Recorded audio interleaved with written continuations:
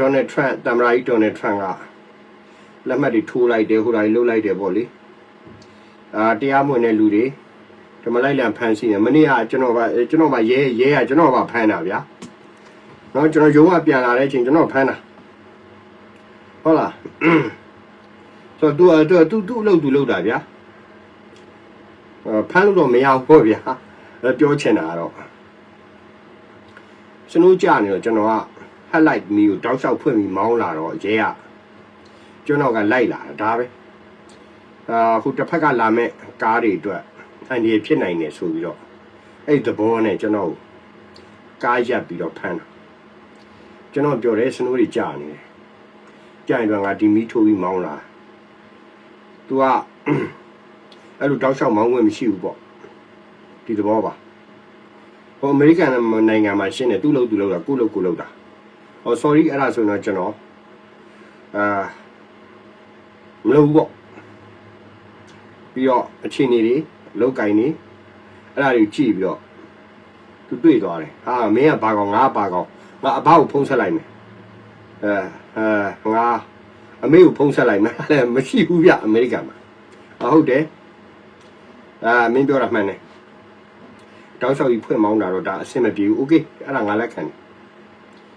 ဒါပေမဲ့အဲ့ဒီပုံမှာဖြစ်သွားတဲ့ accident တော့မရှိဘူးပေါ့နောက်ငါမလုပ်ဘူးကွာကဲအဆင်ပြေလားပြေတယ်မင်းရာရှိတယောက်ဖြစ်တယ်အဲ့အတွက် appreciate ဖြစ်တယ်ပူပေါင်းဆောင်ရွက်မှုကိုသူတို့အယောင်းဝမ်းတာတယ်ဒီလိုမျိုးပေါ့ဗျာဆို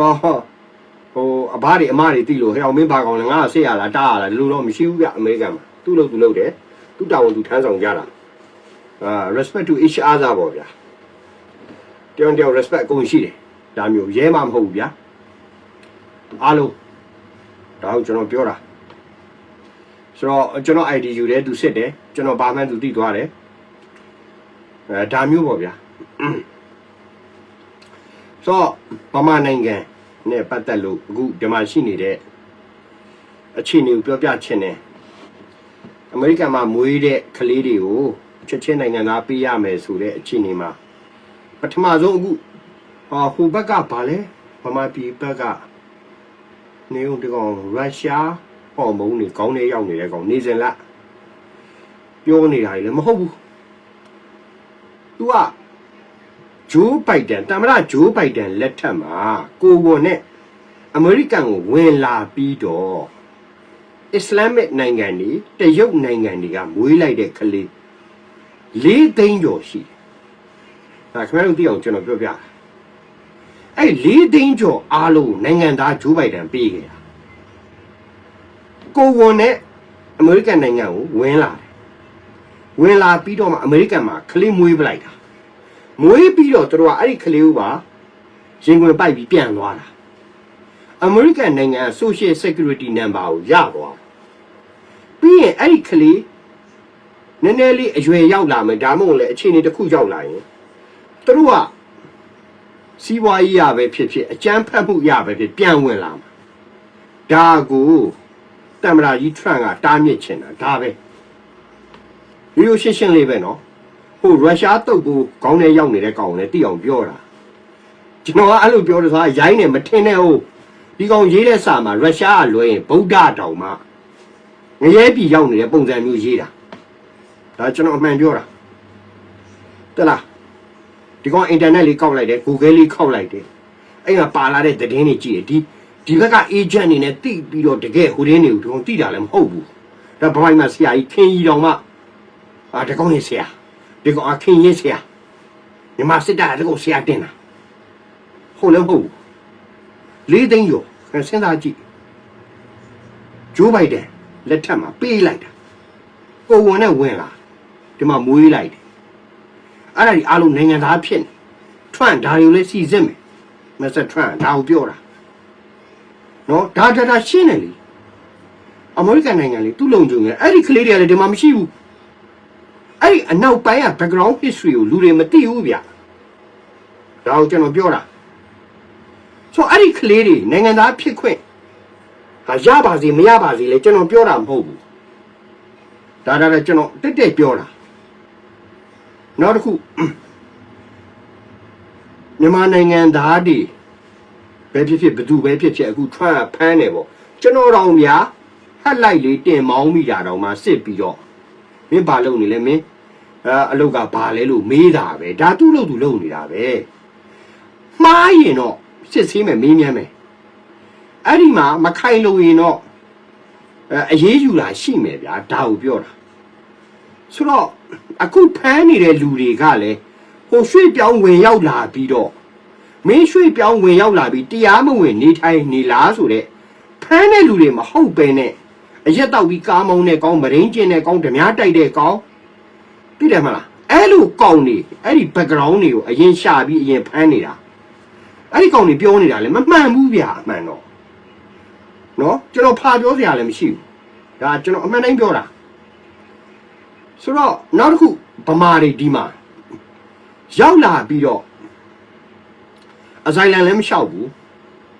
visit နဲ့လာတယ်ဘလူးလာတယ်ပေါ့ဗျာဟိုတမရဂျိုးဘိုင်ဒန်လက်ထက်ကအဆိုင်လန်လျှောက်ထားရင်လည်းတမျိုးမလျှောက်ထားပဲနဲ့အဲ့လှုပ်ရှားကင်စားနေတဲ့သူတွေအတွက်တော့အဆင်မပြေဘူးတို့တော့အခွန်လည်းမဆောင်ဘူးခက်ရှာမဲ့အလုပ်တွေလုပ်တာဒါကိုတော့တို့ကစီစစ်မယ်နောက်တစ်ခုကရောက်လာပြီးတော့အဆိုင်လန်လျှောက်ထားတယ်အခုကအမေရိကန်အဆိုင်လန်ကအနည်းဆုံး2 or 3 year ကြာတယ်တရားရုံးကဒီစီစစ်ပြီးဆုံးသွားတဲ့အထိဆို5 year လောက်ထိကြာတယ်အဲ့ဒါကိုလည်းခင်ဗျားတို့စိုးရိမ်စရာမရှိဘူးတမ္မရာကြီးဂျိုးဘိုင်ဒန်လက်ထက်တုန်းကအဆိုင်လန်တင်ထားတဲ့လူတွေဟာတရားရုံးတိတ်က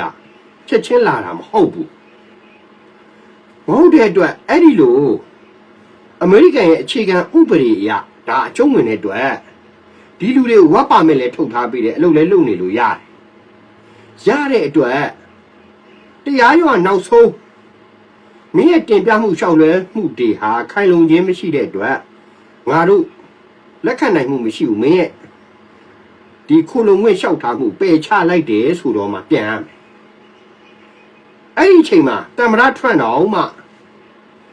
နောက်တစ်ချိန်ပြန်ရွေးဖို့ဒါမှမဟုတ်လေအခြားတမရအခြေအနေတစ်ခုမှာထပ်ပြောင်းကောင်းပြောင်းအောင်မယ်အဲ့လောက်လေဟိုရင်းစရာမလိုဘူးစိုးရိမ်နေစရာမလိုဘူးအခုစိုးရိမ်နေတာကအခွန်လဲမဆောင်ပဲနဲ့အဲ့ဒီလို cash တွေနဲ့လိုက်လို့စားနေတဲ့လူတွေကစိုးရိမ်ကြတာဒါကိုလည်းကျွန်တော်နားလည်မြင်တယ်နောက်တစ်ချက်ကကျွန်တော်ဘာပြော refugee တွေကိစ္စအခုသူ့ရဲ့ရက်တရာစီမံကိန်းမှာသူကစီစစ်နေတာတဲ့အဲ့ရက်တရာစီမံကိန်းစီစစ်ပြီးသွားလို့ခင်ဗျာအမေရိကန်နိုင်ငံ refugee မခေါ်လို့ကိုမရဘူးခင်ဗျကျွန်တော်ပြောပြမယ်ခေါ်မယ်များတို့ထပ်တိအောင်ထပ်ပြောလိုက်မယ်အမေရိကန်နိုင်ငံမှာတစ်နှစ်ကိုအလုပ်ငန်းခွင်မှာဒဏ်ရာရပြီးတော့ disability အလုပ်ဆက်လုပ်မနိုင်တော့တဲ့လူ average လူဦးရေ9 သိန်းရှိ9 သိန်းပြီးရင်အသက်ပြည့်လို့ဆိုပြီးတော့ပင်စင်ယူသွားတာလူဦးရေ3 သိန်းရှိတယ် average ကိုပြောရနော်8 သိန်းရှိသွားပြီပြီးရင်ကျန်းမာရေးအရအသက်မပြည့်ရင်တောင်မှသူ့ကိုကျန်းမာရေးခံစား권နဲ့ဖန်ချန်ပေးလိုက်တာက9 သိန်းရှိတစ်နှစ်ကို1 သန်းကျော်လောက်ရှိနေတာအဲ့ဒီနေရာကိုအစားထိုးဖို့အတွက်အမေရိကန်နိုင်ငံက refugee တွေကိုခေါ်ပြီးတော့အဲ့လိုအနားယူသွားတဲ့သူတွေတဆင့်သူတို့ဌာနတွေမှာတက်သွားပြီးအောက်မှာလိုနေတဲ့လုပ်ငန်းခွင်တွေမှာအစားထိုးဖို့ကအမေရိကန်နိုင်ငံအတွက်အဲ့ဒီ labor resource အမြဲလိုအပ်တယ်ခင်ဗျားတို့စံတားနဲ့ဒူးော်တိုင်းဒီနေ့ထီထိုးပြီးမနေ့ဖြင့်တကဘာလုံးမပေါက်ပဲငါတယောက်တည်းပေါက်ရမယ်လို့စဉ်းစားနေတာလည်းမဟုတ်သေးဘူးအ ਨੇ ဆုံးတော့ရက်တရာလောက်တော့ခင်ဗျားတို့စောက်ကြည့်လိုက်သူတို့စီစစ်နေတယ်ဟုတ်ပြီနော် VOA တွေ RFA တွေဟိုတင်းနေ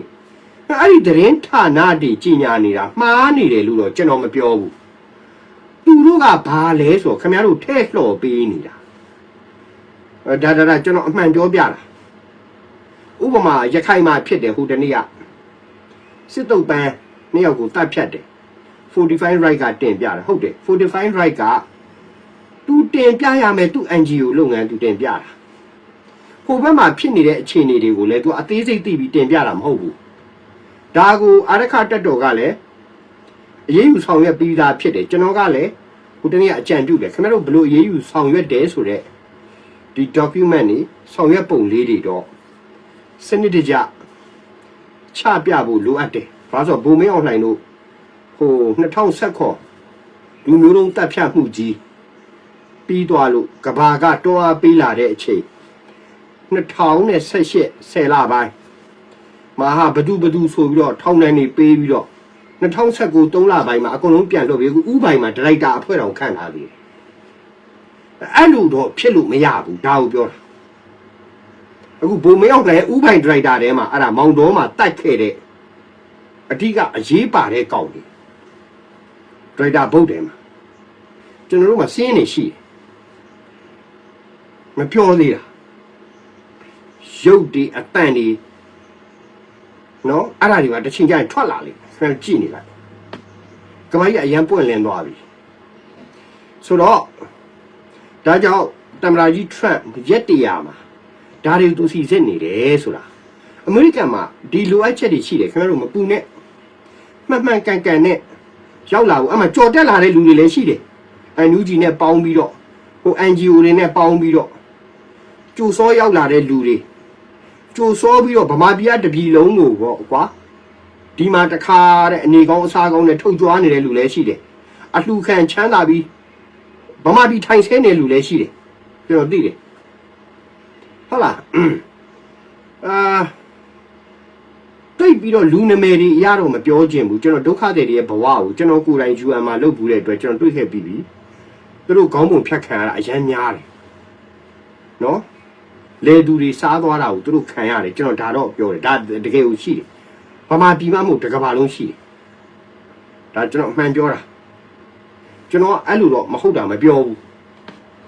ဟုတ်ပလားခက်တာကဒီဘက်နိုင်ငံကိုလာဖို့သူက senior junior နဲ့လွှတ်နေတာလည်းမဟုတ်ဘူးအခြေအနေတစ်ခုနဲ့ status ပေါ်မှာ UN ကဆုံးဖြတ်ပြီးတော့အဲ့ဒီ UN နဲ့သက်ဆိုင်ရာအဖွဲ့အစည်းတွေကလုတ်ပြီးတော့အရင်ရှိပြီးသားဒုက္ခတွေဒုက္ခခဏဆက်ခံထားကြအောင်ဒီဒုက္ခတွေကတော့အရင်အရေးပါတယ်အဲ့ဒီလိုဘယ်လိုလူသားတန်ဖိုးခြင်းအတူတူမထားဘဲနဲ့ဆုံးဖြတ်နေတဲ့ standard တွေရှိဒါကကျွန်တော်အမှန်ပြောတာကျွန်တော်ဒုက္ခတွေစခန်းလူတွေပိုသိမယ်ကျွန်တော်ရောက်ခဲ့တယ်လीဗျာဒုက္ခတွေစခန်း9ခုလုံးဟုတ်တယ်မလားဆိုတော့ဟိုရင်ချစ်သူဝေလာလို့ဘသူလာလို့ချစ်သူဝေမလာခင်နဲ့လာနေလို့တပုံကြီးပဲကောင်းပြောတာသူ့တော်မှခင်ဗျားတို့ကျေးဇူးတင်အောင်သူရောက်ကြောင်းသူစိတ်မကောင်းကြောင်းသူဝမ်းနေကြောင်းသူတန်ရုံးစဉ်ဖြစ်ကြောင်းသူသမီးလေးနှစ်ယောက်ရဲ့အနာဂတ်အတွက်သူဒါကိုဆုံးဖြတ်ရကြောင်းသူတော်မှအမှန်ထုတ်ပြောသေးတာတချို့အမှန်တော်မပြောဘဲရောက်လာပြီးဗမာပြည်ကိုပြန်ဆဲနေတဲ့လူတွေရှိတယ်ခင်ဗျားတို့ဒါကျွန်တော်အမှန်ပြောတာဒါသူပညာတတ်လို့သူလူသားဆန်လို့ဒီစကားပြောတာနော်တချို့ဆိုခင်ဗျားတို့ပေါ်ကြီးစောက်ဖက်တော်မလို့ကျွန်တော်တို့လိုတော့မဟုတ်ဘူးနော်ကျွန်တော်တို့တောင်းလျှောက်ဒီကောင်လေးစောက်ဖက်တော်မလို့အမှန်ပြောတာခင်ဗျားတို့ပြောတဲ့ make up ဘာလဲဝေဦးလားຫນွေဦးလားမေဦးလားအများကြီးပဲဒီမှာကျွန်တော်တွေ့တယ်အင်တာဗျူးတစ်ချက်တော့ဂျူးထည့်လိုက်မယ်လေစုပ်ပြတ်တတ်သွားတဘောအလုံးနောင်တရသွားကိုရှယ်လေးဂျူးလိုက်မယ်မကောင်းလားစိန်ခေါ်လိုက်လေလောကမှာလိပ်ပြလုံးကိုလို့တိုင်းရင်းသားတွေလွန်ခဲ့တဲ့နှစ်30တည်းကအဲ့ဒီမှာနေနေကြကျွန်တော်အဲ့ဒီအတွက်တော့စိတ်မကောင်းဘူးဒီ UNHCR နဲ့ MOI နဲ့အဲ့ဒီနိုင်ငံရဲ့ဒေတာကပြည်သေးရေးနဲ့အကုန်ပေါင်းရိုက်နေတဲ့အကွက်တွေဒါလည်းရှိတယ်ဟုတ်ပလားဆိုတော့စိတ်ရှိပြကြပါဒါကတော့မဆာထရန့်ရဲ့ကိစ္စဒီခင်ဗျားတို့နဲ့ပတ်သက်တာကိုကျွန်တော်ပြောတာဟုတ်ရုရှားကိစ္စတွေအရှေ့လေပိုင်းကိစ္စတွေအေရှားကိစ္စတွေဒါတွေတော့ကျွန်တော်မပြောဘူးအခုဖြစ်နေတဲ့အခြေအနေမှာအဲ့ဒီလှော်နေတဲ့သတင်းဌာနတွေကဒါကိုစီစစ်နေကြောင်းကိုတော့အသေးချာတင်းမထုတ်ပြန်ဘူး ဒါကိုကျွန်တော်ပြောပြဒုတိယကျွန်တော်ပြောချင်တဲ့အပိုင်းကရောက်လာအဲ့ဒါဘာလဲဆိုတော့မြန်မာပြည်အခြေအနေကိုကျွန်တော်ရှင်းပြကြားဖြန့်ကိစ္စနဲ့ပတ်သက်ကြားဖြန့်လုပ်နေတာအခုမှလည်းမဟုတ်ကြားဖြန့်ကခိုးကြောင်ခိုးဝက်နေလေလောက်တာမဟုတ်ခင်ဗျားတို့သွားမေးကြည့်ပေါ်တင်လောက်တာကဘာပေါ်မှာမျက်နှာပြောင်တိုက်ပြီးတော့လူပါအဝဆုံးမာဖီးယားဂိုင်းတရုတ်ကမွေးထုတ်လိုက်တဲ့မာဖီးယားဂိုင်းကိုပြပါဆိုရင်ကြားဖြန့်မယ်โอเคဘသူစီကဘလို့ပြန်ပေးဆွဲပြီးဘလောက်ယူလိုက်တယ်ဘသူကိုရိုက်နှက်တယ်ဘသူကိုတတ်ဖြတ်တယ်အကုန်လုံးပေါ်တင်လို့တယ် right အဲ့ဒီလောက်တမျှအားလုံးကိုအကာအကွယ်ပေးခဲ့တာမသိချင်အောင်ဆောင်ခဲ့တာလေတရုတ်ပဲဒါခင်ဗျားတို့ကျွန်တော်ပြောပြတာအခုခင်ဗျားတို့စီမှာရเสียယူเสียဖန်တီးเสียရွှေ့ပြောင်းเสียဖဲချက်တွေရှိလာလို့တရုတ်ကဟာဒါဟာလူခွင့်ချိုးဖောက်တယ်လို့ဟာရာဇဝမှုမြောက်တယ်ဟာတရုတ်ဒီအဲ့လိုဖြစ်နေတယ်โอเคဒါကျွန်တော်အပန်းပြောတာအခုထိုင်းဆိုရင်တွားလေမဲ့ခီးတဲ့12တန်းခွဲကျော်ကန်ဆယ်လုပ်လိုက်ပြီထိုင်းအော်ဖတ်သွားတယ်ကျွန်တော်ပြောတယ်လေခင်ဗျားတို့ရေးတင်လိုက်လို့ကျွန်တော်ပြောတယ်ဟာခင်ဗျားတို့ကရေးမတင်တာတရုတ်တနိုင်ငံလုံးရေးတင်တယ်ဗျာကဲအဲ့ဒါကြတော့ခင်ဗျားကျွန်တော်ချစ်ပြန်တော့တရုတ်ပြည်သူတွေဘာလို့သူတို့မျိုးချစ်စိတ်နဲ့ခင်ဗျားတို့မျိုးချစ်စိတ်မတူဘူးဆိုတာကိုကျွန်တော်ပြောချင်တာတကယ်အဲ့ဒီမှာပြစ်ဒဇာတွေဖြစ်နေတာမြန်မာပြည်ထဲမှာမြန်မာပြည်ထဲကသားပြိုတမီးပြိုတွေလက်လန်းမပြီးတော့ပဲရှာဖွေမရတော့ဘဲနဲ့အဲ့ဒီကိုရောက်နေတာအများကြီးကြောက်စရာကြီးဒါပေမဲ့ခင်ဗျားတို့မျိုးချစ်စိတ်အရာဘလောက်စတန်ဒတ်ရှိတိုင်းပြည်ကိုမချစ်လို့ဟိုဘောမတကောင်ပြောနေနေတိုင်းခင်ဗျားတို့တိုင်းပြည်ကိုမချစ်ဘူးဆိုအဲ့ဒီမှာရောက်နေတဲ့ဗမာတွေမြန်မာနိုင်ငံသူနိုင်ငံသားတွေပေါ့ဗျာအဲ့ဒီလူတွေအတွက်ကဘာသိအောင်အုံနဲ့ကျင်းနဲ့စစ်တပ်ကိုကြိုက်တာတွေရောမကြိုက်တာတွေရောကြားနေတဲ့လူတွေဘသူလှုပ်လို့လေလို့ဂရုနဲ့အခုတရုတ်လူမှုကွန်ရက်ကြီးอ่ะအဲ့ဒါတော့မှ Facebook မဟုတ်တယ်လို့သူရဲ့တရုတ်ဝါဘူကနေတမတာ TikTok တွေကနေတမတာထိုင်းတိုင်ပတ်သွားဒါကျွန်တော်အမှန်တိုင်းပြောတာခင်ဗျားတို့တိုင်းပြည်ကိုအဲ့လောက်ချစ်စိတ်လေးတော့ရှိရမယ်ချွေးလည်းမကြဘူးသွေးလည်းမထွက်ဘူးโอเคသူတို့ကတရုတ်နဲ့မြန်မာအဲ့တရုတ်ကထိုင်းနဲ့မြန်မာကိုကောင်းဆော့တာစုပ်ပြတ်တတ်နေအောင်ဆော့တာဗျာကဲတနေ့ကို post 9000ကျော်တက်မလုံခြုံတော့ဘူးနော်လူခွေတွေဆုံးရှုံးနေပြီလူကုန်ကူးတွေခံနေရပြီဟာအဲ့လိုချတာဒါမြင်တော့အောင်ကျွန်တော်ပြောတာဟိုဘောမကိုပြောလိုက်ခင်ဗျားတို့မြန်မာနိုင်ငံကြီးကိုမချစ်ဘူးလို့ပြောနေတဲ့ငပေါ်လေးပေါ့ဗျာတရုတ်ကသူ့လူမျိုးသူတကယ်ချစ်တယ်တရုတ်လူမျိုးချင်းတကယ်ရိုင်းမင်းနဲ့တကယ်စီယုံနဲ့ဒါကြောင့်ဒီနိုင်ငံအင်အားကြီးလာတယ်တိုးတက်လာတယ်ဆိုတော့အပိုင်းကိုတော့လက်ကိုခံရမယ်ခင်ဗျားတို့တရုတ်တင်မကတော့ဘာတွေပါလာလဲဆိုတော့ဟာခင်ဗျာဗီယက်နမ်ရောတိရိလင်္ကာရောအိန္ဒိယရောအဲ့လိုချတာဟုတ်ထိုင်းတိုင်ပတ်ရောဟမ်ထိုင်းနိုင်ငံရဲ့ tourist ဒီလေပတ်တော့တစ်နှစ်ကို39တန်းရှိအခုဒီ case ဖြစ်သွားတာတဝက်တောင်ရဖို့အသေးအတန်ဖြစ်သွားဖို့အခုထိုင်းဝင်ကြီးကျော်တရုတ်ကိုသွားတော့မယ်တရုတ်ပြည်မှာသူသွားပြောမယ်တက်ကလေးတွေမှာလုံခြုံရတယ်စိတ်ချရတယ်သူတို့ဘလို့တာဝန်ယူတယ်ပေါ့ကျွန်တော်တခုပဲထောက်ပြမယ်ခင်ဗျမဲဆောက်လေရင်ကွင်းဒါမှမဟုတ်မဲဆောက်မြို့ကနေအခုပြောတဲ့နေရာကိုရောက်ဖို့ထိုင်းရဲဂိတ်အနည်းဆုံး10ခုဖြတ်တန်းပြီးတော့မှအဲ့ဒီကန်းဆက်ကိုရောက်ပြီး DKBA ကလှေနဲ့လာခေါ်ပြီးတော့ဟိုဘက်ကစောချစ်သူတို့ရဲ့ BGF ကနေအဲ့လောင်းကစားယုံတွေဖာယုံတွေ online လုပ်တဲ့နေရာတွေကိုပို့တာအဲ့ထိုင်းရဲ10ဂိတ်လောက်က အဲ့ဒီအဖွဲ့တွေနဲ့သဘောတူထားခြင်းမရှိပဲနဲ့တော်ယုံတန်ယုံလူကိုအဲ့ဒီကန်းဆက်လေးကိုရောက်သွားဖို့ခွင့်ပြုထားတာမရှိဘူးဒါကျွန်တော်အမှန်ပြောတာဟုတ်ပလားမဟုတ်ဘူးဆိုရင်အဲ့ဒီထိုင်းရဲဂိတ်ကိုဖြတ်နေတဲ့ကားနဲ့ရဲနဲ့စကားပြောနေတဲ့ရုပ်တံတွေပါကျွန်တော်မှရှိကျွန်တော်တို့အဲ့လိုပြတ်တယ်ကျွန်တော်ဝန်တန်းနေအမှန်ပြောရဲတယ်ဗျာဟုတ်ပလားဆိုတော့တရုတ်လူမျိုးရဲ့တို့လူမျိုးအချင်းချင်းကျွန်တော်ဟိုတနေ့ကပြောသလိုညီညွတ်မှုရိုင်းပင်မှုအဲ့ဒီအပေါ်ကဘလောက်ချစ်ဖို့ကောင်းလဲဆိုတာခဏအဖြေထွက်လာတယ်တရုတ်ဆိုရတော့သူ့အကျိုးစီးပွားအတွက်သူစဉ်းစားတယ်ခုနေ့ကျွန်တော်ရေးတယ်အောင်စီရလည်းပြောင်စီရဖြစ်နေဝင်ဖတ်လိုက်ဗျာကျွန်တော်ရေးထားတယ်ခင်ဗျားတို့ဖတ်တော့ဖြည်းဖြည်းလေးဗျာစဉ်းစားဗျာတွေ့လိမ့်မယ်ဒါကြားဖြန့်ကိစ္စနဲ့ပတ်သက်လို့နောက်ထပ်လူထပ်ပြောက်အောင်မယ်အခုကြားဖြန့်ကနေရာ၄ခုကိုရွှေ့သွားတယ်နောက်ဆုံးပွန့်ပွန့်လင်းလင်းပြောမယ်ဗျာစိတ်မဆိုးနဲ့ဗျာ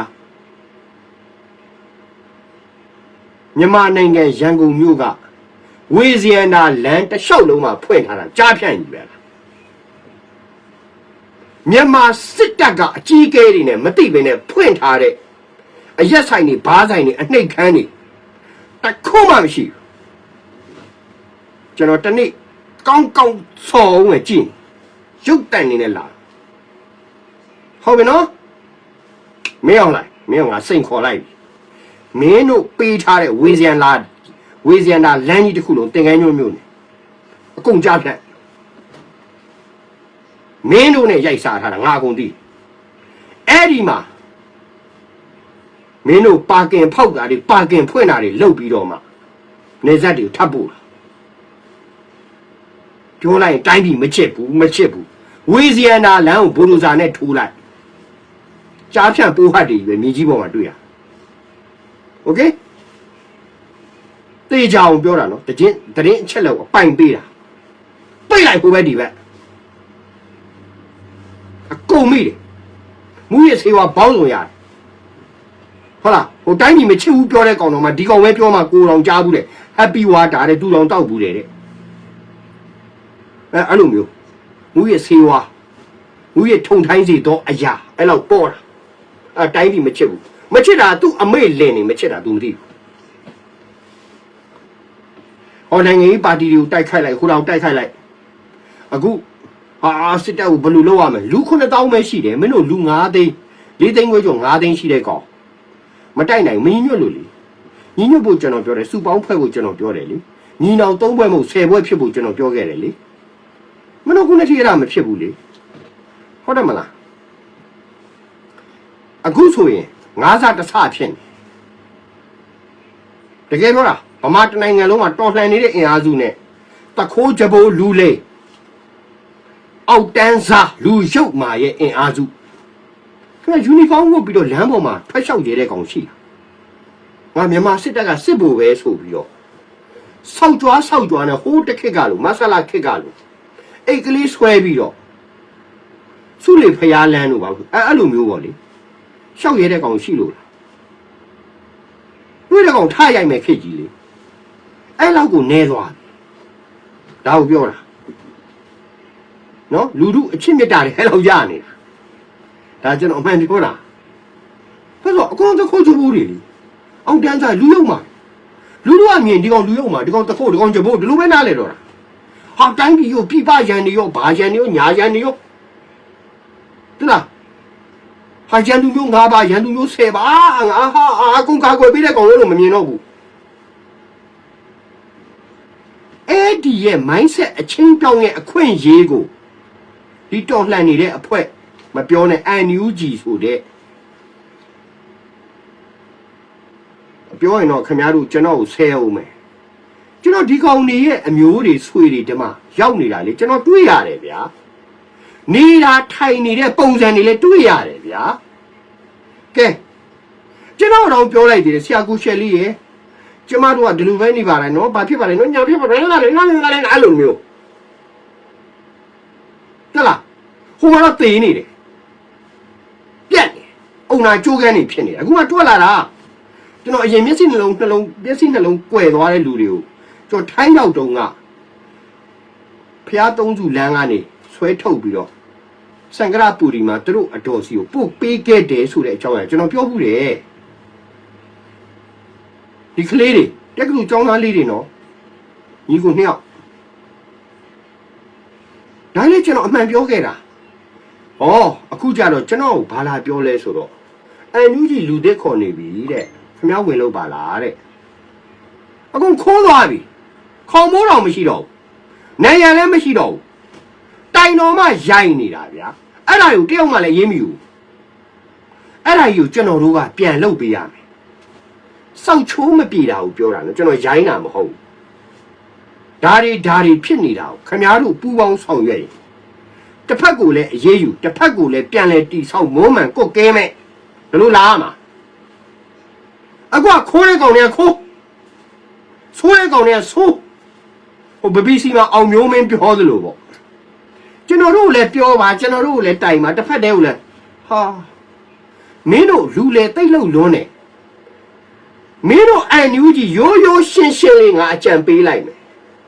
မြန်မာနိုင်ငံမှာမင်းတို့ပြောနေတဲ့ပ3လုံးတွေရောပေါက်လွတ်ပဲစားတွေရောပေါက်ပန်း40တွေရောနော်ဖာတယ်မသားတွေဖာကောင်းသားတွေရောနော်ငါတခါလေးပြောလိုက်မယ်မင်းတို့ငါပြတ်တယ်မင်းတို့စောက်ကြားတယ်မထည့်ဘူးငါမင်းတို့စောက်အောင်နှောက်အဆင်းလောက်နေမင်းတို့ပိတ်ချောင်လိုက်လေအန်ယူဂျီလောက်ခံတပ်ဖွဲ့များလူအခွင့်ချိုးဖောက်မှုခြင်းကိုတိုက်တန်းတဲ့ပိတ်တင်လိုက်လေလူတွေအကုန်ဝင်ကြီးတိုင်လေလူတွေလည်းအားလုံးဖတ်လို့ရအောင်မင်းတို့လုပ်လေအဲ့ဒီလိုလုပ်ပြီးတော့မှမင်းတို့ကဘလို့စီရင်နဲ့ဆုံးဖြတ်တယ်ဘလို့အရေးယူတယ်ဆိုတာလေဒီပေါ်မှာပြလေဒါ transparency လေဒါပွင့်လေးမြင်တာဖို့လေတိုက်တန်းမှာဘာဖြစ်တာညာဘယ်မှာသွားတိုင်မင်းတို့ကိုယ်တိုင်ဘယ်မှာနေရမှန်းမသိဘူးဟုတ်တယ်မလားပြောနေတာ page ဖွင့်လိုက်လေ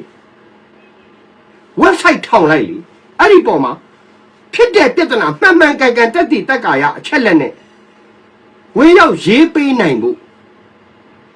မင်းတို့ page တွေပေးလိုက်လေဝင်ရေးကြမယ်ကြံတဲ့လူလည်းဝင်ကြည့်ကြမယ်လေမင်းတို့ကလည်းဘလို့အရေးယူဆောင်ရွက်နိုင်တယ်ဆိုတာကိုပြရမယ်ဒါကကဘာကြီးကမြင်ပါလေမင်းတို့လိန်ထားတာတခုပြောမယ်ဇင်မောင်ငါကိုရှေ့ပြောတယ်နော်ဘာကောင်မှမဟုတ်အမေရိကန်နိုင်ငံကြီးဌာနဂျိုးဘိုင်ဒန်မစ္စတာဂျိုးဘိုင်ဒန်တမန်တော်ဂျိုးဘိုင်ဒန်လက်ထက်ကကျောင်းမတက်နဲ့ကျောင်းထွက်ဖို့ပြောခဲ့တဲ့ကိစ္စကိုမင်းတို့ကိုခေါ်ပြီးဆုံးပါတယ်လေဟုတ်လား social genocide လုပ်တယ်ဆိုပြီးတော့နော်လူမှုရေးမင်းတို့တင်းတက်တယ်ဆိုပြီးတော့မင်းတို့ခေါ်ပြောတာအမေရိကန်နိုင်ငံကြီးဌာနဒါအောင်မထောက်ခံနိုင်ဘူးလို့ပြောတာလေအဲ့ဒီတရင်မင်းတို့ဘာလို့မလုပ်ပြန်တာဘာလို့မှ record ရှိတယ်ကွာဒါလို့အမှန်တရားပြောရမယ်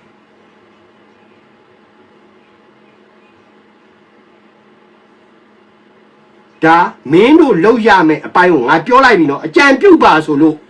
အာချောင်နေတဲ့ကောင်တွေကိုအကြံပြုတ်လိုက်တယ်မင်းတို့အန်ယူဂျီကိုပြောလိုက်မင်းတို့ page ဖွင့်လိုက်မင်းတို့ရဲ့လူခွေချိုးဖောက်မှုတွေကိုဒေတာတွင်းမှာတိုက်တန်းလို့ရတဲ့ page ဖွင့်လိုက်ဘယ်သူ့ကိုမှလှုပ်ဝက်စာပို့စရာမလိုမင်းတို့မဲဆောက်မှာငါနဲ့သမီးလေးကိုမရင်းကျင်နဲ့အဲ့လက်ထောက်ပေါမုတ်ခရောအဲ့သမီးလေးကိုငါသွားတွေ့ခဲ့တာကွာဘလို့မရင်းကျင်ခံရတယ်ဆိုတာလေငါကုန်သိတာငါဒါတွေကိုပြန်မလှန်ကျင်တော့မင်းတို့လိုအပ်ချက်ကျွန်တော်တို့တိုင်ပါဆိုတာမဆာလာစကားမပြောနဲ့သွား32ချောင်းထွက်သွားမယ်ခွင်းမသားတွေငါမရိုင်းကျင်ဘူးမင်းတို့ဟုတ်လား page ဖွင့်ပေးလိုက်တကဘာလုံးဝင်ကြည့်လို့ရမယ်ဗမာလိုအကုန်ရေးအားလုံးအင်္ဂလိပ်လိုဘာသာပြန်လို့ရတယ်ဒီခေတ်ကြီးမှာအောင်မျိုးမင်းကိုပြောလိုက်မင်းလူအခွင့်အရေးဝန်ကြီးတိတ်တက်တိရှိနေလား page ဖွင့်ပေးလိုက်စောက်ကြီးစောက်ကြိမ်မပြောနဲ့လို့ဟုတ်မလားယောက်ျားလို့မိန်းမလို့မလုပ်နဲ့လို့โอเค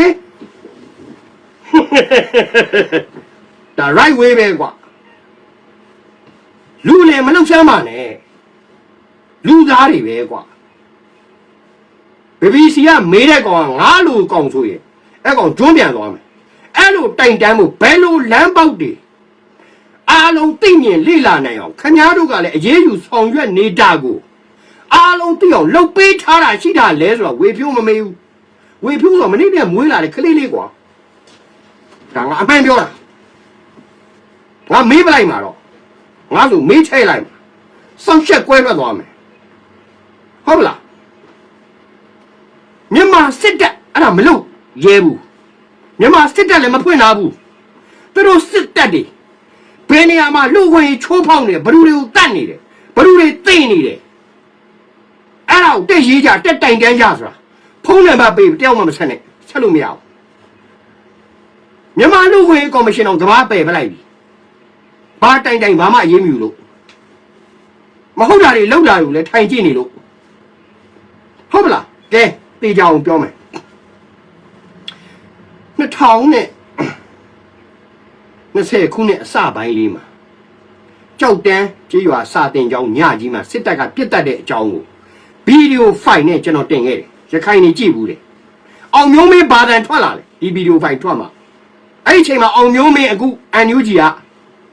လူခွင့်ဝင်ကြီးလုံးနေတဲ့ကောင်ဘာတန်ထွက်လာတယ်မင်းအင်တာဗျူးတွေမင်းပြန်ဖွင့်ပြလိုက်ကွာကြောက်တန်းကြေးရွာနော်ရခိုင်ကညတကောင်ကျော်ကြီးပြစ်တက်တာစာတင်ကျောင်းလေးတစ်ခုထဲမှာအကုန်ပိတ်လောင်ထားပြီးတော့ဝိုင်းပြစ်တက်တာထွက်ပြေးတော့လာရောင်အောင်မှာဝရင်တုတ်တွေနဲ့ရဲတွေကလိုက်ကြိုက်နေတာနံပါတ်တုတ်တွေဒါတွေပါငါတင်ပြခဲ့မင်းတို့ဘလို့ဖာထေးလိုက်ကြလဲစောက်ရှက်ရှိဖို့လို့ရိုင်းတာမဟုတ်ဘူးတိတ်ပြီးတော့ဟန်ဆောင်ကောင်းနေတဲ့ကောင်တွေကိုအဲ့ဒီအဖိုးကိုဖွင့်ပြရခင်ဗျားတို့မှတ်တာတန်ရကိုပြောရတာဝေဖြိုးလည်းပြောလိုက်မယ် BBC ကကောင်ခိုးလို့ဒီလိုမမင်းနဲ့မြန်မာနိုင်ငံကအသက်တွေကမင်းတို့လာစာစားဖို့မဟုတ်တိုင်တန်းပါတော့နဲ့မရဘူးဘယ်လိုတိုင်တန်းအားလုံးသိအောင်ဘယ်လိုလုပ်ထားလဲဘယ်လိုအရေးယူတယ်လဲဒီလိုပွင့်လေးမြင်စားသွားအများပြည်သူလက်ခံနိုင်ပြီယုံကြည်ကိုးစားလာနိုင်တဲ့အစိုးရတက်ဖြစ်အောင်မင်းတို့တော့အထောက်အကူပြုရမယ် BBC ကဝေဖြိုးတဲ့ကောင်လေးကိုပြောလိုက်တယ်ငါမွေးငါသားတော်ရှိတာမလို့မင်းတို့သတင်းပညာဟုတ်လားလာခဲ့စမ်းမင်းအင်္ဂလိပ်လို talk ကြည့်စမ်းပါငါ့ကိုစုပ်ပြတ်တိုက်ထွက်သွားမယ်ဟုတ်မလားဆိုတော့ပေးခြင်းတဲ့ message ကအကုန်လိမ့်တာမြန်မာစစ်တပ်လည်းဒီတိုင်းပဲအများပြည်သူသိနိုင်တဲ့ website ကြီးလုပ်လိုက်လေမင်း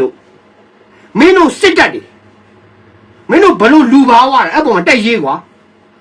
တိုင်တန်းကြကွာကျန်တဲ့လူလည်းဝိုင်းကြည့်ကြမယ်ကွာမင်းတို့ဘလို့အရေးယူလာလဲချပြလေကွာမင်းတို့နှစ်ဖက်စလုံးရဲ့လူသားဆန်မှုကိုအခြားလူသားတွေသိအောင်ပြရဲသလားလို့ဒါကိုပြောတာဟုတ်ပြီလားငါကအမှန်တိုင်းပြောတာမင်းတို့နေရာမှာငါနေကြည့်ငါတိုင်းပြည်ကိုငါချစ်ငါလို့လို့ကဘာကလည်းငါ့ကိုလေးစားမယ်ငါရဲ့ပွင့်လင်းမြင်သာမှုကိုအားလုံးသိမှတ်ပြုသွားစေရမယ်ဘာမှမခက်တဲ့ကိစ္စကွာတိုင်တန်းပါနဲ့နှစ်ဖက်စလုံးခွေးမသားတွေတလိမ့်ဆန်နေငါဆဲတာမဟုတ်ဘူးမင်းတို့နဲ့တန်တဲ့စကားပြောတာ page ဖွင့်ပေးလိုက်โอเคမင်းတို့ရဲ့အရေးချင်းရှင်းလင်းမြင်သွားဟုတ်မလားကိုရှေ့ပြောတာနောက်ဆုံးတစ်ခုပြောမယ်တိုင်းသားတွေနဲ့ပတ်သက်လို့ TNL နဲ့ PDF နဲ့ဖြစ်တဲ့ file တွေတွေ့တယ် KIA နဲ့ MNDAA ဖြစ်နေတဲ့ file တွေလည်းတွေ့နေရတယ်သိနေရတယ်ကျွန်တော်ခင်ဗျားတို့ကိုရိုးရှင်းလေးပဲပြောလိုက်မယ်ခင်ဗျားတို့ကကိုသွားခြင်းနဲ့ပန်းတိုင်ကိုမရောက်သေးခင်မှာခင်ဗျားတို့အချင်းချင်းပြဿနာတက်ပြီးနောက်ပြန်လှည့်သွားတဲ့ဘဝမျိုးရောက်သွားတယ်ဒါအမှန်ပြောတာကျွန်တော်နော်ခင်ဗျားတို့တိုက်နေတဲ့တိုက်ပွဲဟာကိုအခွင့်အရေးကိုရှာနေပြီးတော့တိုက်တဲ့တိုက်ပွဲတွေဖြစ်နေတယ်အိုးစားဘက်ဆိုတဲ့တိုက်ပွဲမျိုးမဟုတ်သေးဘူးဒါကိုအာရခတက်တော်ကိုလည်းပြောခြင်းနဲ့အိုးစားဘက်ကိုမွေးထုတ်ပါအိုးစားဘက်တွေနဲ့ပူးပေါင်းပါအိုးစားဘက်တွေနဲ့ပို့လို့ပါဟုတ်ပြီနော်အိုးစားဘက်ဆိုတာအိုးတစ်လုံးထဲမှာ တိုးမတိုးဟင်းထမင်းအကုန်အတူစားပြီးတော့တွေးချင်းနီးမနီးတအိုးချင်းစားလာတဲ့အသက်ဝိညာဉ်တစ်ခုတည်းဆိုပြီးတိုက်ကြဟုတ်ပါလားဆိုတော့တာဖုံးကျော်ကိုလည်းပြောခြင်းတယ်နော် MND ကခေါင်းဆောင်တွေကိုလည်းပြောခြင်းတယ် PDF အတွက်ကတော့ NUG ကပြောလို့မရဘူးဘာစောက်အဆင့်မှလည်းမရှိဘူးအဲ့ဒီသူ့အောက်မှာရှိနေတဲ့ကလေးတွေကလက်နဲ့ရခြင်းလို့စစ်အာဏာရှင်ကိုမကြိုက်လို့တော်လှန်ခြင်းလို့ဒီတိုင်းသားဒေသတွေကိုရောက်ပြီးသူ့လူဆိုတော့သူကနိုင်ငံတကာမှာစည်ရင်ထုတ်ကြေညာနေတာဟိုကလေးလေးကသူ့ကိုထိုးကြိတ်ကန်ကြောက်ဖို့လုံတော့ဘက်လေးတော့အာနာပေးပါလို့ပြောနေရတာငါတို့အထက်လူကြီးရှိတယ်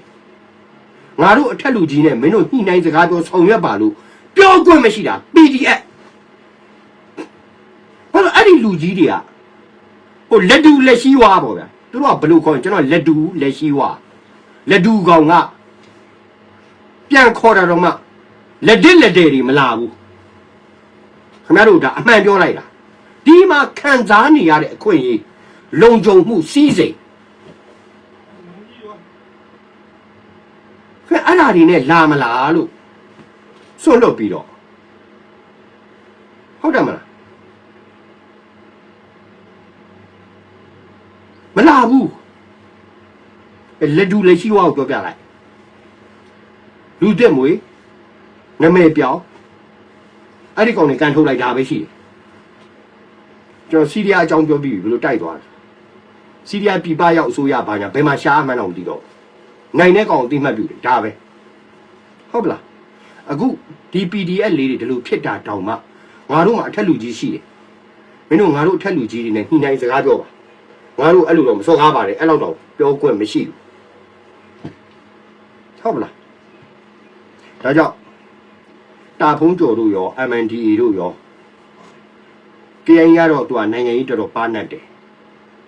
နော် KIA နဲ့ PDF ဖြစ်တဲ့ပြဿနာတိတ်မရှိဘူးရှိမယ်အဲ့ဒါကျွန်တော်တိကျမသိရလဲပါရင်ပါမယ်ဒါကျွန်တော်အမှန်တိုင်းဝန်ခံနေတော့မှလည်းမရှိလို့ဒါပေမဲ့အဲ့လောက်တော့လူသိထင်ရှားကြီးမဖြစ်ကြဘူးပေါ့နော်ဆိုတော့ပေးခြင်းတဲ့ message က NUG ကဒီလိုကလေးတွေဖြစ်နေတဲ့ပြဿနာတွေကိုသူတို့ဩဇာအာဏာရှိဒီကလေးတွေကိုတာဝန်ယူနိုင်တဲ့အခြေအနေမျိုးနဲ့အကာအကွယ်ပေးထားတာမဟုတ်ဘူးဟုတ်လားဒါကျွန်တော်အမှန်တိုင်းပဲပြောပြတာဆိုတော့အဲ့ဒါကိုတွေ့ကြတော့ကချင်နေတော့မခံနိုင်ဘူးကျန်တဲ့တိုင်းရင်းသားတွေလည်းမကြည်နပ်ဘူးဒီလိုဖြစ်နေတာဟာပညာမတက်လို့တက်လို့အဲ့လိုပြောနေကြအမှန်မှာတော့အထက်ကခေါင်းဆောင်တွေကအတေချာဒီတော်လှန်ရေးတရားဟာဦးစားဘက်ဦးစားပေါ်တော်လှန်နေတယ်ဆိုတဲ့အဘိဓမ္မာမျိုး